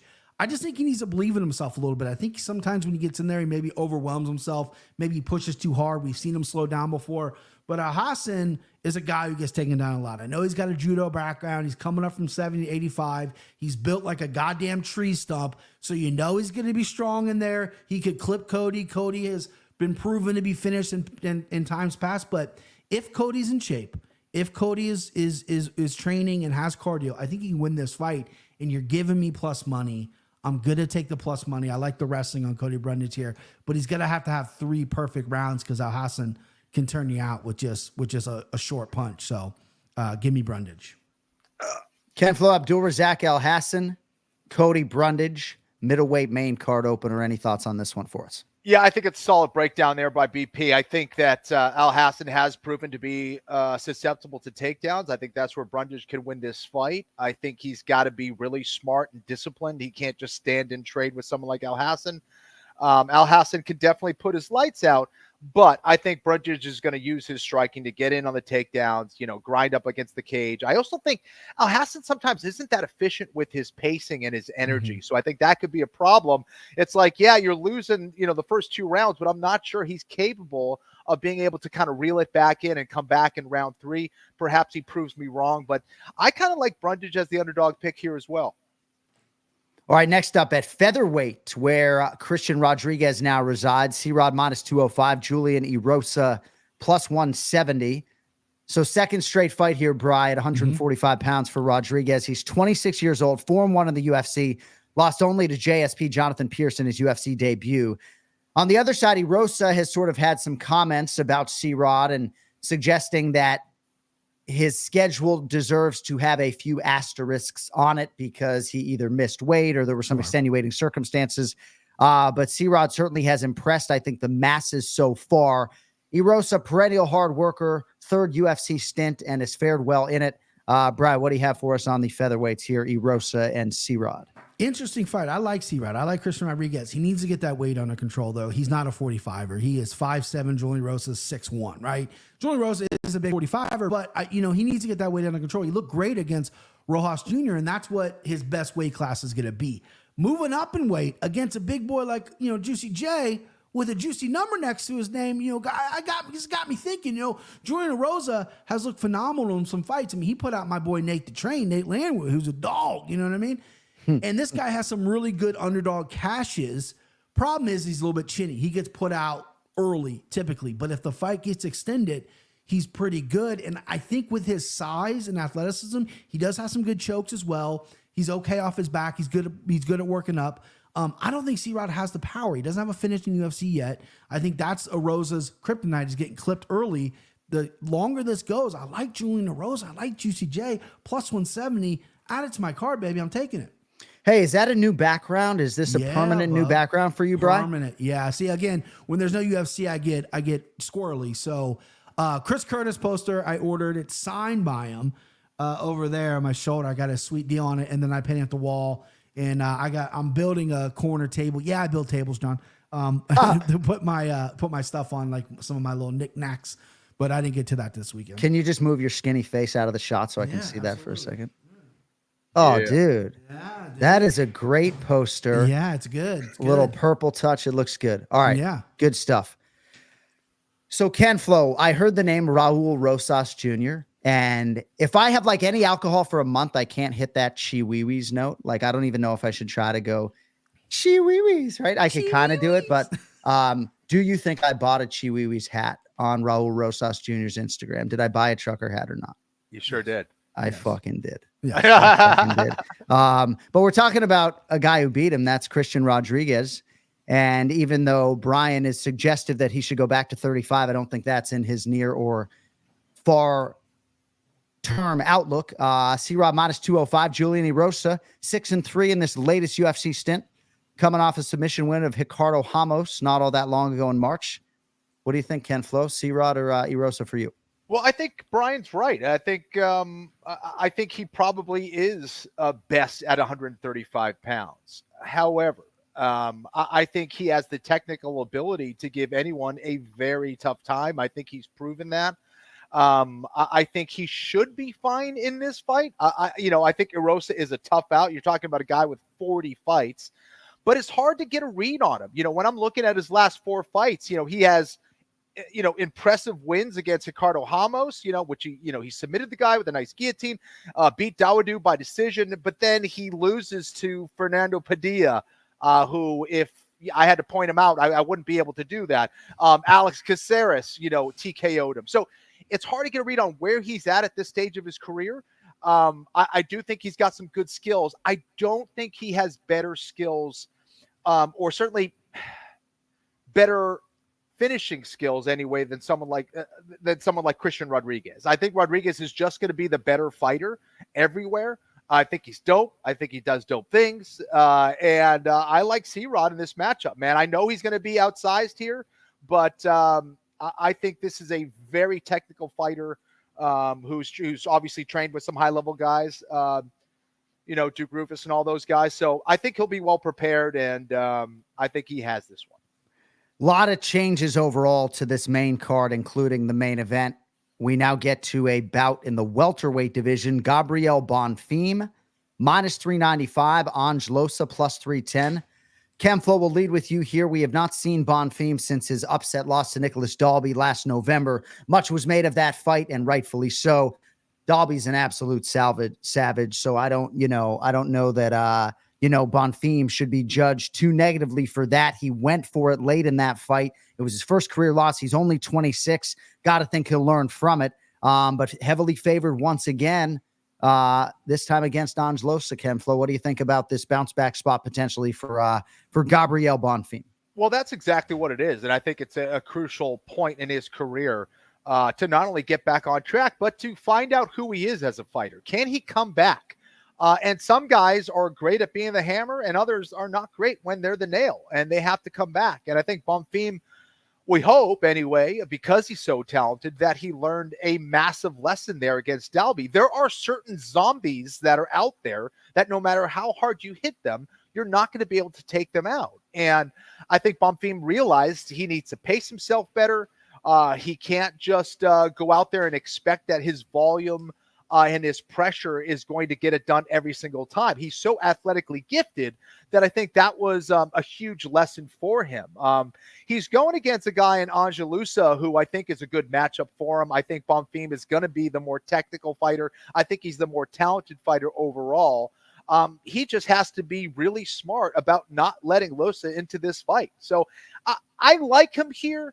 But again, this is one of those where I may sit back and kind of watch and see how he returns after that devastating loss to Dalby. Maybe we do Brian Petrie, Ben Davis on my fight card. Yeah. Petrie, how much you need to show? I do it for $5. He's the size of my leg, bro. He's small. He's too small. Nah, you got to get a big boy. You got to get a big boy in there. I'll do it. So Angelosa, accidental eye poke incident ending his fight against Brian Battle in March. He fought Jack Della Maddalena to a decision on Dana White's Contender Series back in 2021. I think he is a developing, improving fighter, getting better and not worse. Plus 310 next to his name, no, here because Bonfim still all the rage with a lot of folks. BP, what do you have for us on this one? Yeah, I want to start by saying that I will maybe switch my pick on this. I'm going to go Bonfim. I think he's the more skilled fighter. But the Dalby fight opened my eyes, right? If Angelus has never been finished, the guy's brick, right?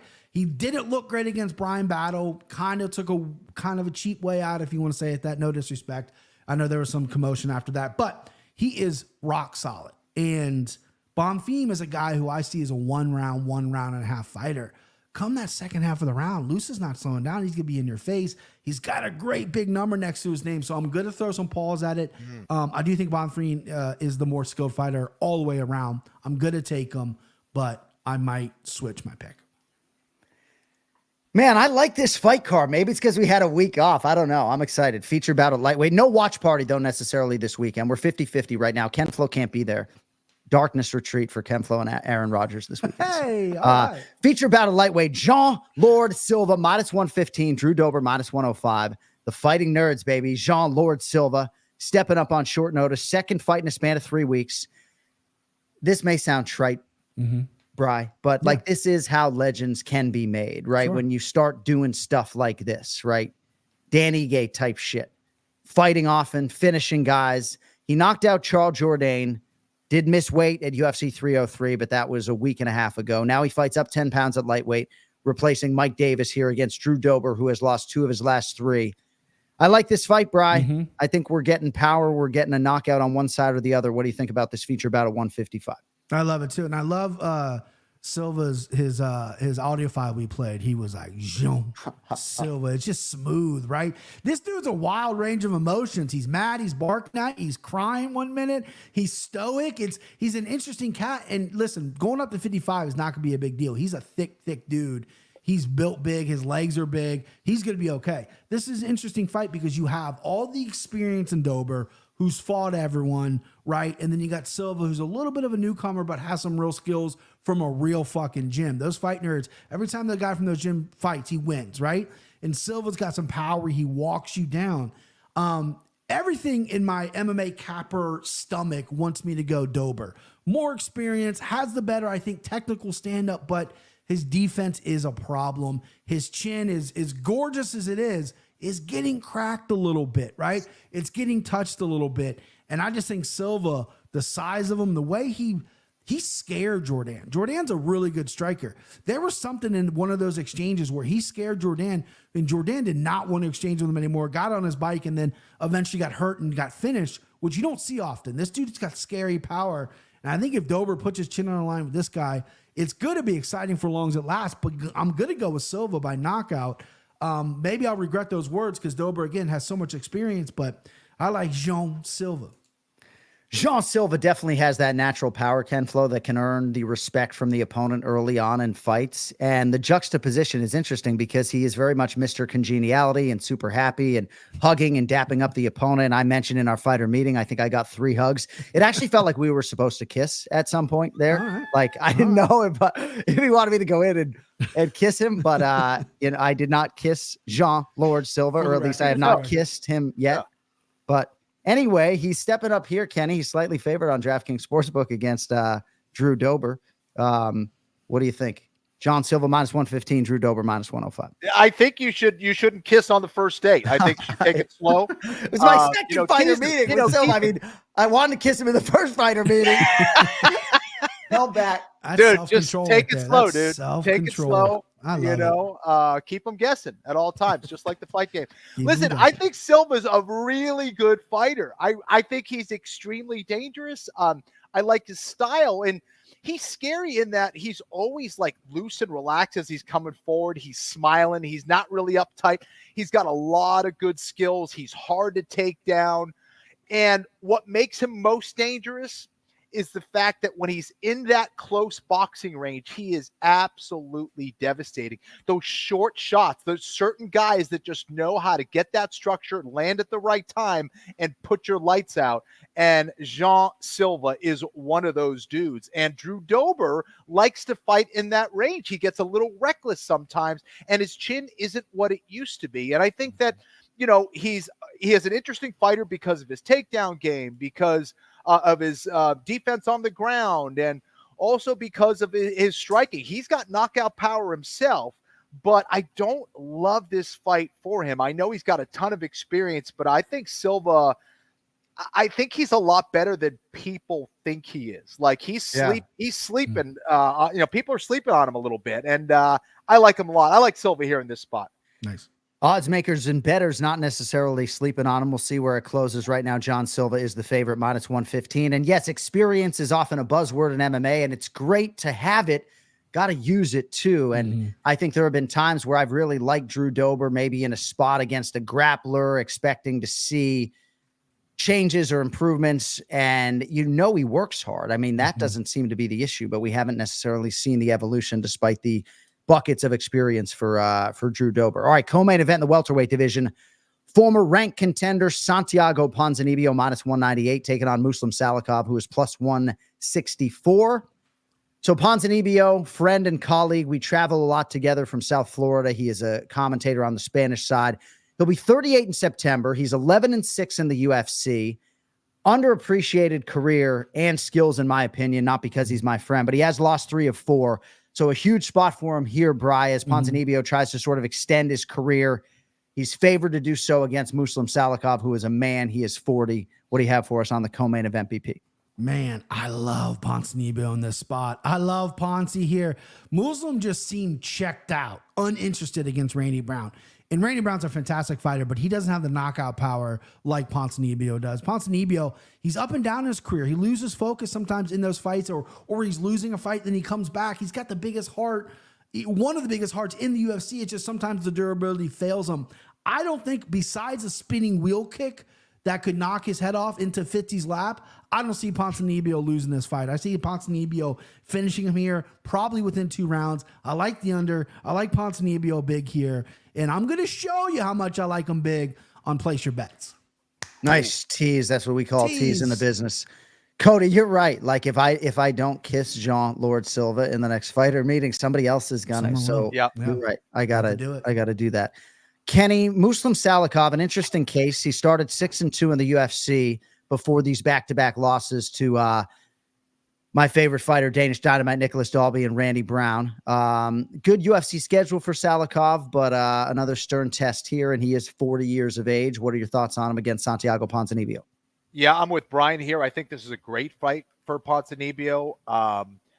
You know, Ponzinibbio just has to be careful with some of the crazy stuff, the crazy spinning stuff, as Brian alluded to. And other than that, I think he wins this fight. I think he's the better fighter on the ground. He's the better fighter on the feet. And I think this should be a finish win for him at some point in the fight. Santiago Ponzinibbio, the nickname is Argentine Dagger, right? He used to be Genchi Boa, right? Which, what is the direct translation, Ken Flo? Good people. Yeah, so every time I see him, and I see him all the time, we travel together, Genchi Boa all the time.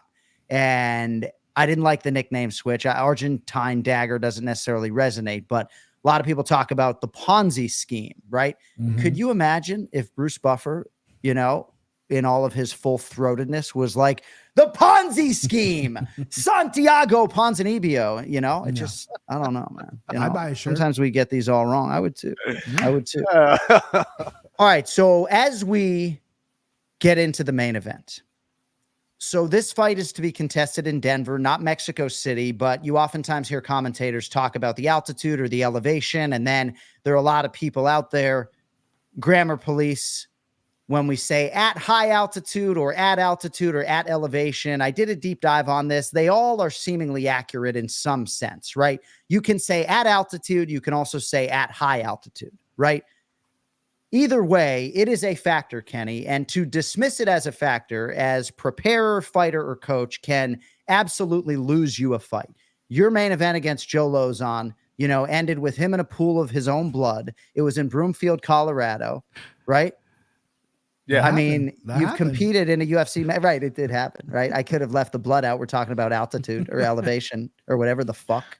Kenny, when did you go out there, and to what extent do you expect it to be a factor, particularly when it comes to Tracy Cortez, who was prepping for a 3-round fight July 20th, and now it's a 5-round fight against a fighter who trains and lives there? It's a factor. Yeah, absolutely. Of course, you did not bury the lead. Yeah, listen, I think that's a major factor. And I think a huge advantage for Namajunas. I think that, Namajunas has been a little inconsistent, last couple years. But, you look at some of her wins, extremely impressive. When she's on her game, man, watch the hell out. But Tracy Cortez, you got to respect the fact that she's 11-1. High altitude is a real thing. I went out, I think 3 weeks before my fight against Joe Lozon. What made it even more nerve-wracking was the fact that I hurt my back like 3 weeks before that. So I had done no training for 3 weeks, and then I landed in Denver because I booked my ticket way ahead of time to prepare for it, and then kind of eased into training after a week. And I remember my first training session I was wheezing and had that deep burn in the chest. And that made me even more nervous, dude. And it's just different, man. It's different. And this is a 5-round fight. So, yeah, I think this is a tough one for Cortez. I think she's made vast improvements over the course of her career, especially in regards to her striking. I think she looked way better in her last fight, which was a great one against Jazza Devisius. Is that right? Did I get Good enough? that wrong? Good enough. Okay, kind of, sort of. But that was a fantastic fight. She showed her grit. She's shown it before. I think she has some good takedowns that maybe she can utilize in this fight against Namajunas to slow things down and get her win back and stuff. But no, Namajunas has just faced much higher level competition. I don't think she's done yet. I think this is a good fight for her, especially given the circumstances. Give me Thug Rose Namajunas. So Tracy Cortez trains in Arizona about 2,100 feet above sea level, 5,280 feet above sea level for the fight this weekend in Denver, Colorado. Your main event, Rose Namajunas, minus 225, Tracy Cortez, plus 185. So Thug Rose told Mick Maynard that she would fight anyone at 125 pounds. And I really think that speaks to where she is at mentally in her career. And maybe I'm making too much of that, but if I'm somebody who is listening to this podcast and a potential better this weekend, I love the fact that Rose Namajunas literally would have fought anyone, because Tracy Cortez is really fucking good. She was prepping for Miranda Maverick July 20th, steps up a week early, 5 rounds instead of 3. Namajunas just has this appetite for competition that's undeniable right now. And maybe she hasn't always had it, and there have been lapses in terms of her schedule. Cortez is 5-0 in the UFC. She fought just once per year, once in 2019, 2020, 21, 22, 23, all decision wins. I think she's the real deal, Bri. I think her last performances have been outstanding. What an opportunity for Tracy Cortez. I'm not sure how the short notice nature of this factors into your handicap, but I'll stop short of saying she's live, but it's a fascinating main event that has me wanting to do a watch party for it. What do you have for us on Namajunas and Cortez under the lights in Denver Saturday night? If this wasn't short notice, and even if it wasn't short notice, if it wasn't in Denver on short notice, I'm loading up on Tracy Cortez, right? Because her style is what freezes Rose. Rose got taken down by 4 times by Mandy Hebos, 6 times by Zhang Weili. I know those were wins, but when she fought Carla Esparza the second time, she got taken down twice, but she was afraid to engage to get taken down. Jessica Andrade dumped her on her head. The second time they fought, she avoided the takedowns, but she was scared throughout the fight and possibly could have lost the fight. She won by decision.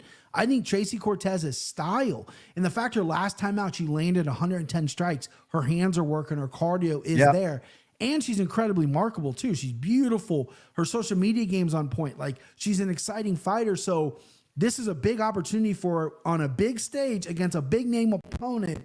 And I just wish it was a little bit more longer for her. I know she was in training camp. She was training for Maverick, who is a good grappler. So her wrestling's going to be on point. But the altitude and the short notice does scare me. Doesn't scare me enough. I'm taking Tracy Cortez here. I think she wins a decision. I love Thug Rose. I want Rose to come out and be the aggressor that she always has been in the past. She's super skilled, but I just think styles make fights, and I like Tracy Cortez. Third fight in 11 months for Rose Namajunas, the betting favorite. And I'm sort of with you on the Cortez ceiling and momentum. She really has a lot of skills, and I feel like she's sort of working on them sort of in silence, right? With not a lot of people understanding just how much she is making of that developmental time. Like if I was Tracy Cortez's manager or coach, I would just think we're potentially sitting on this absolute cash cow, because skill for skill, I think she could potentially be a world champion. And just stunning, great personality, everything else. All right. Place your bets, brought to you by johnanik.com, where you can go right now and get 15% off your order with a promo code that is on my X page right now. There are also some Bilal Muhammad designs for UFC 304 that can be accessed and purchased right now on johnanik.com. I'm stalling to try to get a promo code. Cody will chase that for me potentially. Maybe Jay's even watching back at home instead of being in studio. So we're going to update the standings. You each had $2,000 to spend at UFC 303. Kenny, do you know exactly how you've done? You probably don't really know, do you? A little bit, not so much. A little bit. All right. So your lead was about $2,200. Your year-to-date was north of 957 American dollars. And you hit your two big bets, right? Alex Pineda for $1,000 at minus 162. That paid you $617 and change. You had $500 on Ian Machado Gary at minus 130. That paid you $384.62. You had $150 on Cub Swanson at plus money. Cool. And again, another swing fight. I do think a lot of these swing fights are not going your way. Yeah. So that's a $150 loss. Promo code BULLY right now at johnanik.com for like 15 or 17.5% off your order. You also had $150 straight on Maida Bueno Silva, $200 on Anthony Smith as well, but another productive week in the black for Team Florian. Gus's son, total profit, $501.90 for the week. Year to date for Kenny, $1,459.02. Good week for Team Petrie as well. You were at minus 1239.03 for the year. You had 800 straight on Poetan. That paid you $493 or so. $400 parlay Bry on Joe Pfeiffer and Andre Feely. That paid you $366.97. Your losses at UFC 303, 200 on Anthony Smith, 200 on Michael Venom Page, and $100 on Maida Bueno Silva by submission. $300 bet on Brian Ortega was no action. So total for the week, plus 360.80. Year to date, minus 878.23. The Ken Flo lead, a year high, 23.37 and a quarter. $1,000, Brian, to spend at UFC Fight Night. Namajunas versus Cortez. Where will your action be coming up Saturday night? So I almost just shoved the chips in the middle on Ponzi scheme, right? I almost did, but we had a week off. I want to spread the money around. Give me $500 on Ponzi scheme. Hey, I like that. I like it on them. You know, we're going to run with that. Give me $200 on Montel Jackson, because that's how we do it on Friday night here on the West Side. Give me $100 on Juliana Rosa, a little dog action. Give me another $100 on Tracy Cortez, another dog because they're barking. And speaking about barking, give me Jean Silva by KO for $100. I'll chase that number when it comes out on DraftKings Sportsbook. All right, so final $100 is on Jean Lord Silva by knockout. Yes, sir.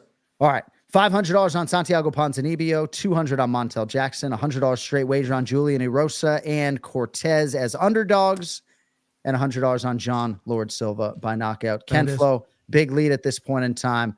Let's keep it rolling, kid. This is how we do it. All right. Let's say, so I was really kind of leaning towards the way of Namajunas, but, you know, a lot of these women's fights have burned me. So I'm going to stay away from that. I'm going to keep it simple. I got two fights here for bets, guys. Okay. Really confident on a Christian Rodriguez for whatever reason. Give me 250 on C-Rod. 250 on C-Rod. Okay, 250 on C-Rod minus 205. And who's your guy? Who's your fucking guy? Jean Silva. Listen, If you get your chance, give him a kiss. No tongue on the first one though. Okay. 750 on Jean Silva. I'm feeling it. Let's go. Whoa. I got to think there are some numbers out there. ESPN stats and information, perhaps MJC, Michael Carroll on the UFC 3027 side, but fighters stepping into these situations where they fight and then fight a week or two later. Damon Blackshear did it against Mario Bautista. Didn't necessarily go exceedingly well for him. But for Jean Silva here, right, had the circumstance whereby he missed weight and now fighting up 10 pounds. And you guys seem to really like him. Minus 115, at least as we tape here live on DraftKings Sportsbook. Brian Petrie, host of the MMA Takes podcast, chief handicapper here on the Anik and Florian podcast. If you want more from him, at Brian Petrie MMA, and we will look for an opponent in your weight class when it comes to this charitable boxing endeavor. Do you have a money, like a show money that you need? Kenny's asking for $300K to show. Yeah, so I'm not Kenny Florian, so I'll do it for $300. You know what I mean? Just give me a plane ticket out there. We'll be good, bub. Actually, that sort of denigrates and discredits the podcast. We need you to get like at least $2,000 a show. No, I'm sorry. Well, you're chief handicapper of the Anik podcast. You're right. How do you think I'm getting you a slot on this fight card? You know? I'm trying not to have a big ego, John. So Kenny did it for $300K. I'll do it for, let's say, $100,000. Okay, let's do that. I'm big gun. Okay, and I know chicks, bro. You know what I mean? There it is. Big gun, Brian Petrie, and you won't be the first prelim of the night. I promise. Okay, maybe good. Second. All right, second. Love you, buddy. Great job tonight. Thank you. Brian Petrie with us here on the Anik and Florian podcast.